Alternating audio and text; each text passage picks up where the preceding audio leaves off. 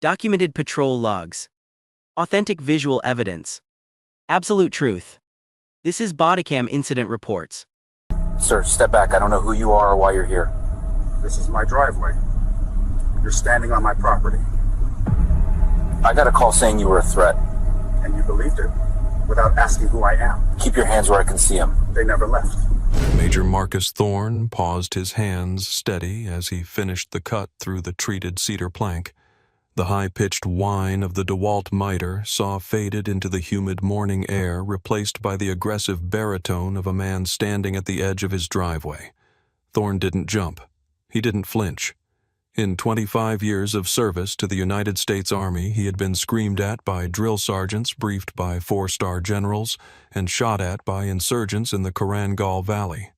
A 20-something police officer with a high and tight haircut that looked 3 weeks out of regulation wasn't going to make him tremble. Thorne carefully lowered the safety guard on the saw, brushed the sawdust from his gloves, and turned slowly to face the intruder. "Can I help you, officer?" Thorne asked. His voice was a low rumble, the kind of voice that commanded briefing rooms without needing to shout. Officer Derek Vance stood with his boots planted wide on the concrete of the driveway, thumbs hooked into his tactical vest right hand, hovering dangerously close to his holstered Glock. At 29 years old, Vance carried himself with the unearned swagger of a man who believed the badge on his chest granted him dominion over every square inch of the city. He had been with the department for 5 years, a tenure marked by a trail of paperwork that would have ended the career of a lesser-protected civil servant. 7 complaints in 5 years, 3 for excessive force, 2 for verbal abuse, 1 for an unauthorized vehicle pursuit that ended in a wrecked cruiser. But Vance was active. He wrote tickets. He made arrests. His union representative called him proactive and assertive. His sergeant called him a liability waiting to happen. Today, that liability had parked his cruiser diagonally across Marcus Thorne's driveway, blocking the mailbox. "I said step away from the saw." Vance barked his eyes, scanning Thorne's frame. He saw a large black man, 6'2", broad shoulders, wearing a gray t-shirt stained with sweat and sawdust and cargo work pants. He didn't see the gray stubble on the chin. He didn't see the disciplined posture. He saw a suspect. He saw a threat.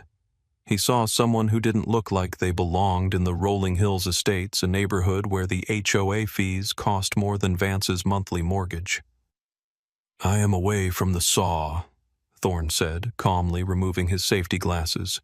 He folded them and placed them in his pocket. "Is there a problem? It's 10:30 on a Tuesday morning. I'm well within the city noise ordinance hours."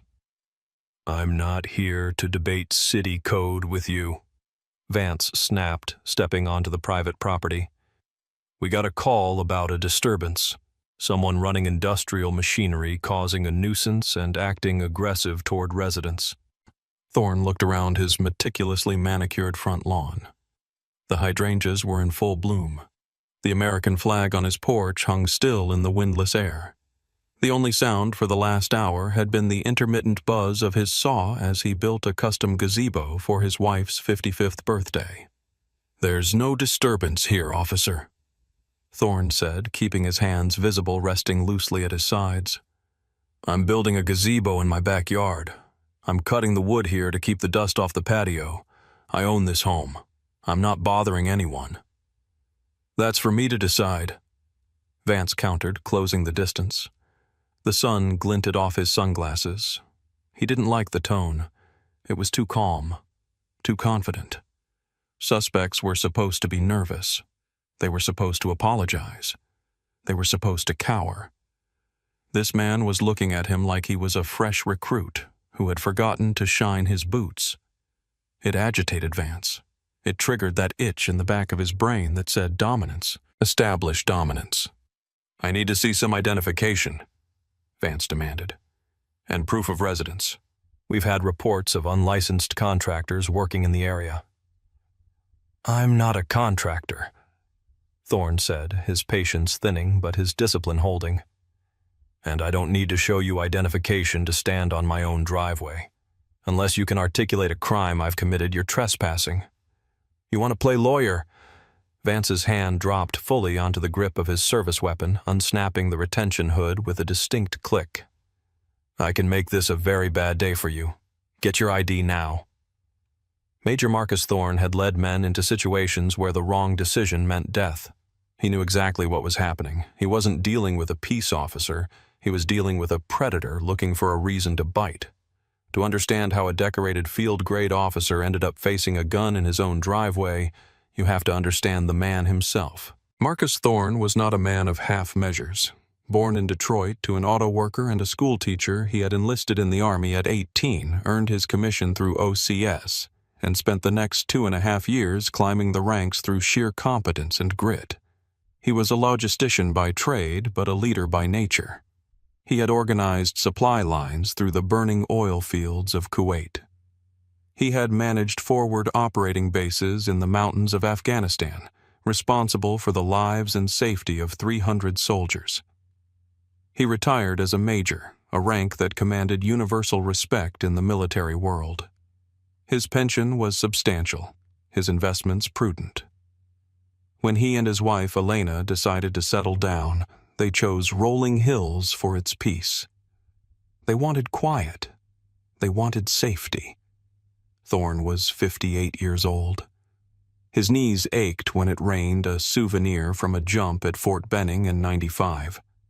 His hearing was slightly diminished in the left ear from artillery simulations, but his mind was sharp as a razor. He was a man of routines, up at 0500, coffee and news until 0600, gym at 0630, breakfast with Elena at 0800. By 900, he was usually working on a project. This gazebo was special. Elena had mentioned months ago that she wanted a place to read in the shade near her rose garden. Thorne had drawn the blueprints himself. He sourced the cedar from a specialist lumber yard 2 counties over. He wasn't just slapping wood together, he was crafting a structure that would stand for 50 years. He measured twice, cut once. That was the Thorne way. He had lived in Rolling Hills for 3 years. He knew the mail carrier's name, David. He waved to the couple walking their golden retrievers every evening. He kept his lawn pristine, his gutters clean, and his trash cans were brought in within an hour of pickup. He was the model resident. But to some, Marcus Thorne was invisible. To others, he was an anomaly. And to one specific neighbor, he was an irritation that needed to be surgically removed. Thorne knew who had called the police. He didn't need to ask the officer. He could see the blinds twitching in the house across the street and 3 doors down. The beige stucco McMansion with the manicured topiary that looked fake. That was the residence of Bryce Sterling. Thorne had met Sterling once at the neighborhood block party 2 years ago. Sterling had asked Thorne if he was the new landscaping manager for the HOA. When Thorne corrected him, explaining he had bought the Colonial on the corner, Sterling's face had done a complicated gymnastic routine of surprise, disappointment, and forced politeness. "Oh," Sterling had said. "Good for you. It's quite an investment." Since then, Thorne had received 4 letters from the HOA about minor infractions. A trash can left out 10 minutes too long, a flagpole that was supposedly 3 inches too tall, grass that was inconsistent with the neighborhood texture. Thorne had answered each letter with a polite cited reference to the bylaws proving he was in compliance. He had beaten Sterling at his own bureaucratic game, and he knew Sterling hated him for it. Today, Thorne was just building a gift for his wife. He wasn't loud, he wasn't messy, but he was visible. And for a man like Bryce Sterling, seeing a black man with power tools and confidence in his neighborhood was an offense that required state intervention. Bryce Sterling, at 34 years old, was the president of the Rolling Hills Homeowners Association, a title he wore with more pride than most men wear the Medal of Honor. He worked in tech sales, a vague job title that involved a lot of Zoom calls, buzzwords like synergy and vertical integration, and a salary that allowed him to buy a house that was slightly too expensive for his actual budget. Bryce was a man obsessed with control, He viewed the neighborhood not as a community of people, but as an extension of his own personal brand. He wanted uniformity. He wanted an aesthetic. He wanted Rolling Hills to look like the brochures for a gated community in a movie about perfect people. He didn't like Marcus Thorne. It wasn't something he would ever admit to out loud. He would tell you he had black friends he didn't. He would tell you he voted for progressive candidates he didn't. But deep down in the lizard brain that drove his decisions, he felt that Thorne didn't fit. Thorne was too big, too dark, too silent. That Tuesday morning, Bryce had been trying to conduct a client call when he heard the saw. It wasn't loud, barely a hum through his triple-paned windows, but it was there. He looked out the window and saw Thorne. He saw the sawdust. He saw the work truck, Thorne's personal Ford F-150, parked in the driveway. Bryce didn't check the time. He didn't check the bylaws. He felt annoyed, and in Bryce's world, his annoyance was a public emergency. He picked up his phone and dialed the non-emergency line, but then, feeling that wasn't urgent enough, he hung up and dialed 911. 911, what is your emergency? Yes, I need an officer at 420 Oakwood Drive immediately. Bryce said, his voice pitching up into a breathless panic he didn't actually feel. There is a man. A transient or a squatter, I think. He's in the driveway of the empty house on the corner. He has industrial equipment. He's cutting things up. Is he threatening anyone, sir? The dispatcher asked. Bryce hesitated for a fraction of a second. The truth was no, but the truth wouldn't get a squad car there in 5 minutes. Yes, Bryce lied. He's screaming at people walking by. He looks unstable. He's got a saw and I think I saw a weapon in his waistband. I'm scared for my wife. Bryce wasn't married. He lived alone. We have officers en route, sir. Stay inside. Bryce hung up and smiled. He poured himself another cup of cold brew coffee and walked to the window to watch the show. He expected the police to come scare the guy off, maybe issue a citation. He wanted Thorne to feel small. He wanted to remind the major who really ran this neighborhood. He didn't know he had just lit a fuse that would blow up his entire life. He watched as Officer Vance's cruiser screeched to a halt. He watched Vance storm up the driveway. Good, Bryce whispered to the empty room. Get him. Back in the driveway, the air had grown heavy with potential violence. The birds had stopped singing. The gentle hum of the neighborhood was replaced by the static crackle of Officer Vance's radio. I'm going to ask you one more time, Vance said, his voice dropping to a gravelly threat. Produce identification, or I will place you under arrest for failure to identify and disorderly conduct. Disorderly conduct. Thorne repeated, his eyebrows raising slightly. I am standing still. I am speaking calmly. You are the one shouting, officer. You are the one with your hand on your weapon. You're refusing a lawful order. Vance stepped closer, invading Thorne's personal space. He could smell the cedar dust and the faint scent of Old Spice. He wanted Thorne to back up. He wanted him to flinch. Thorne didn't move a millimeter. He stood like a statue cast in iron. It is not a lawful order if there is no underlying crime, Thorne stated, reciting the law as if he were reading a field manual. However, I am not interested in a physical altercation with you. I will show you my identification to alleviate your confusion, but I am doing so under duress. Thorne moved his hand slowly toward his back pocket. Don't reach behind you, Vance screamed, drawing his taser with his left hand while his right hand stayed on his gun. Hands! Let me see your hands. Thorne froze. He slowly lifted his hands, palms open to chest height. My wallet is in my back right pocket.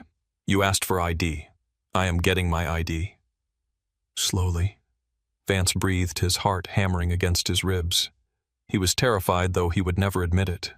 He was terrified because Thorne wasn't terrified. 2 fingers. Pull it out. Thorne used 2 fingers to fish out his leather wallet. He opened it and pulled out a card. It wasn't a driver's license. It was a blue card with a chip, a Department of Defense Uniformed Services identification and privilege card. It identified him as a retired officer grade 04. He held it out. Retired Major Marcus Thorne, U.S. Army. Vance snatched the card from Thorne's hand. He looked at it. He had never served. He had never bothered to learn about federal credentials. To him, the card looked odd. The formatting was different from a standard driver's license. The photo was a bit older. Vance's bias kicked in, overriding any logic. A black man in a millionaire's neighborhood doing manual labor, handing him a card he didn't recognize. It had to be a fake. A sovereign citizen ID, a printout from the internet. "What is this?" Vance scoffed, flicking the card with his thumb. "I asked for a driver's license. This looks like something you printed at Kinko's." "That is a federal military identification card," Thorne said, his voice hardening. "It is valid government ID. If you look at the back—" "I don't care what it says on the back," Vance interrupted. "It's fake. You're passing forged documents to a police officer. That's a felony." "Officer," Thorne said, and for the first time there was a warning edge in his voice, the kind a commanding officer uses right before a court-martial begins. "You are making a mistake that you cannot undo. Look at the hologram. Run the number. Do not do this." "Turn around," Vance shouted, holstering the taser and grabbing his handcuffs. "You're under arrest for forgery, obstruction of justice, and resisting arrest." "I am not resisting," Thorne said loudly, looking past Vance to the sidewalk where Mrs. Higgins, his 70-year-old neighbor, was standing with her phone raised. "Mrs. Higgins, please record this. I am complying." "I said turn around." Vance didn't wait for compliance. He grabbed Thorne's left arm and twisted it behind his back with enough force to dislocate a shoulder on a smaller man. Thorne, trained in hand-to-hand combat, had to actively suppress the muscle memory to counter-throw the officer. He knew that if he fought back even in self-defense, he would be shot. The narrative would be, officer involved shooting suspect struggled. He would be just another dead black man on the news. So he let Vance twist his arm. He let Vance shove him forward against the hood of the hot police cruiser. "Spread 'em." Vance kicked Thorne's ankles apart. He pulled Thorne's other arm back and ratcheted the handcuffs on. Click, click, click. He squeezed them tight, deliberately tight. The metal bit into the soft tissue of Thorne's wrists, pinching the nerves. Thorne didn't make a sound. He stared at the reflection of the sky in the cruiser's windshield. "You're hurting him," Mrs. Higgins yelled from the sidewalk. "That's Marcus. He lives here. He's a veteran." "Back up, lady, or you're next," Vance yelled over his shoulder, sweat dripping down his forehead. He felt a surge of adrenaline. He had the suspect. He had won.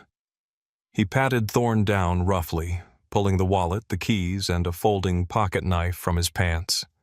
He threw them on the hood of the car. "Fake ID weapon, trespassing," Vance muttered, building his case out loud. "You're done, pal." "The card is real," Thorne said, his cheek pressed against the hot metal of the car hood. "And my name is Major Thorne. You will address me as such." "You're a prisoner, not a major," Vance spat. He grabbed Thorne by the back of the neck and hauled him upright. "Get in the car." As Vance shoved Thorne into the cramped back seat of the cruiser, another vehicle pulled up. It wasn't a patrol car. It was a black SUV with police supervisor stenciled on the side. Sergeant Frank Kowalski stepped out. Kowalski was 55, a Marine Corps veteran of the First Gulf War, and a man who had been trying to get Derek Vance fired for 2 years. He had heard the radio chatter Vance's escalated tone, the lack of clear probable cause, and he had driven over immediately. Kowalski saw the scene. He saw the suspect in the back of the car. He saw the neighbors recording. He walked up to Vance, who was puffing his chest out. "Report," Kowalski said, his voice flat. "Suspect was operating loud machinery," Vance said, quickly, breathless. "Refused to identify. Belligerent. Then he handed me a fake ID. Tried to pass himself off as military. I detained him for forgery and obstruction." Kowalski looked at the hood of the cruiser where the evidence lay.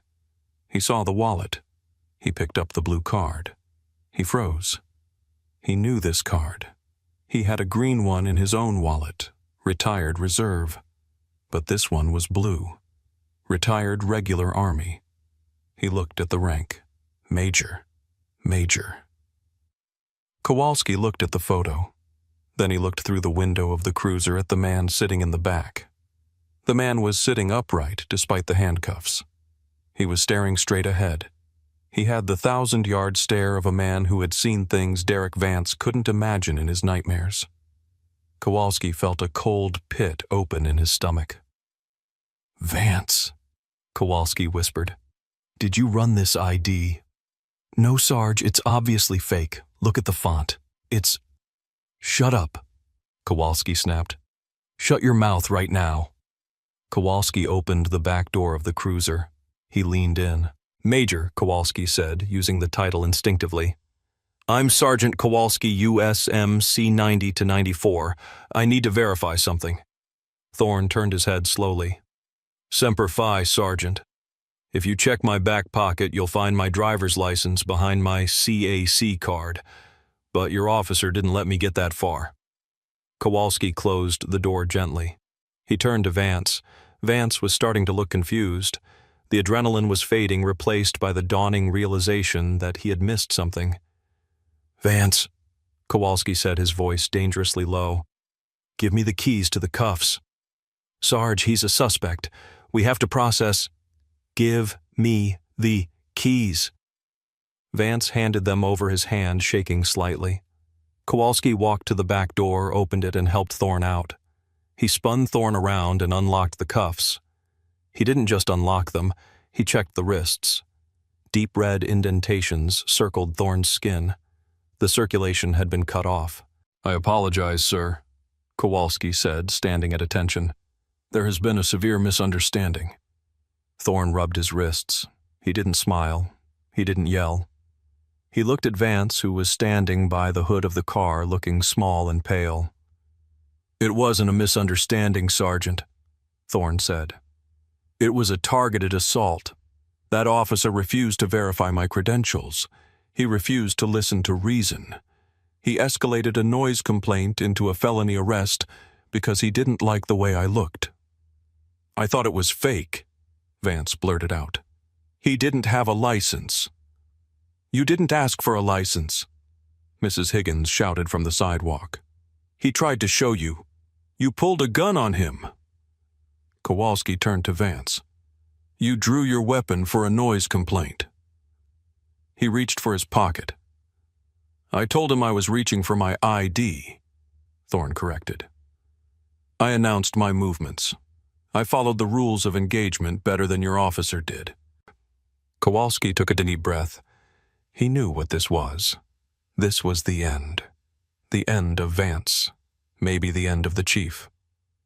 "Major, you are free to go," Kowalski said. "I'm going to take this officer back to the station. We will be conducting a full internal investigation." Thorne picked up his wallet and keys from the hood. He put his sunglasses back on. "Internal investigation isn't enough, Sergeant," Thorne said. "I'm calling the Judge Advocate General's office. I'm calling my lawyer, and I'm calling the press. You tell your chief that Major Thorne sends his regards." Thorne turned and walked back up his driveway. He didn't look back. He walked to his saw, picked up a piece of sandpaper, and went back to work. The fallout was nuclear. The video Mrs. Higgins took hit Twitter X 2 hours later. It was titled, "Hero Veteran Arrested in His Own Driveway." By the time the evening news aired, it had 4 million views. The image of Officer Vance twisting the arm of a 58-year-old black man screaming, "Stop resisting," at a man who was standing perfectly still was played on CNN, Fox News, and MSNBC. The internet detectives went to work. They found Vance's prior complaints.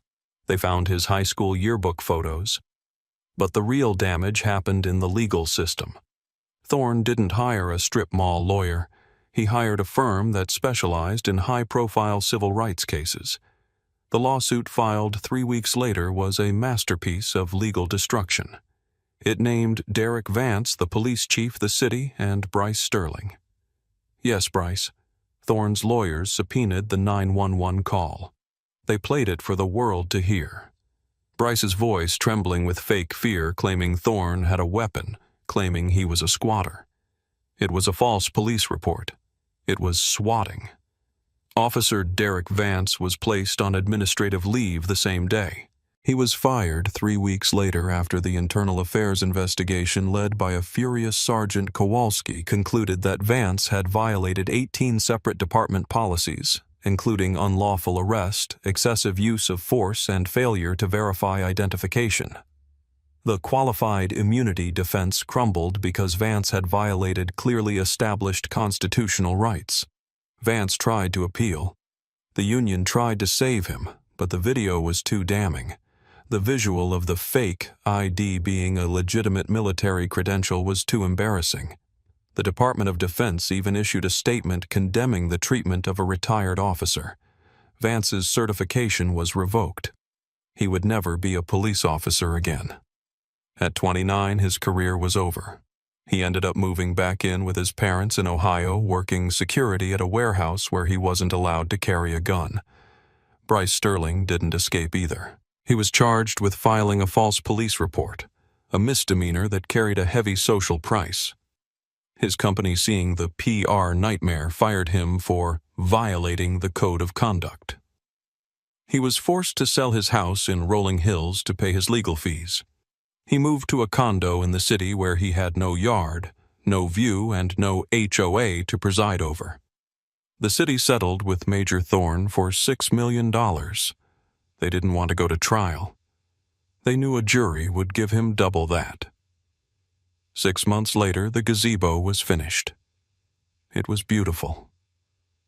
Cedar posts, a shingled roof, intricate lattice work. Inside, there were comfortable chairs and a small table. It was a Sunday afternoon. The neighborhood was quiet. Major Marcus Thorne sat in the gazebo, a glass of iced tea in his hand. His wife Elena sat opposite him reading a book. The physical scars on his wrists had faded to thin white lines, but they were still there. The mental scars, the memory of being helpless, of being treated like an animal in front of his home, those would take longer to fade. Thorne looked out at the street. A police cruiser drove by slowly. It wasn't Vance. It was a new officer, a young woman. She slowed down as she passed the house. She looked at Thorne. She didn't glare. She didn't stop. She gave a small, respectful nod. Thorne didn't nod back. He just watched. He had won the battle. He had removed the threat. He had secured his perimeter. But the war for the right to simply exist without explanation, without justification, without fear, that war was still ongoing. He took a sip of his tea. The cedar smelled fresh and clean. "It's perfect, Marcus," Elena said, looking up from her book. "It is," Thorne replied softly. "It's ours." The silence of the afternoon was heavy, not with tension, but with the weight of a hard-fought peace. It was a reminder that freedom is not a guarantee written on paper. It is a territory that must be defended sometimes with a rifle in a foreign land, and sometimes with quiet dignity in your own front yard. What do you think about the consequences for the neighbor who made the false call? Should people who weaponize the police face jail time?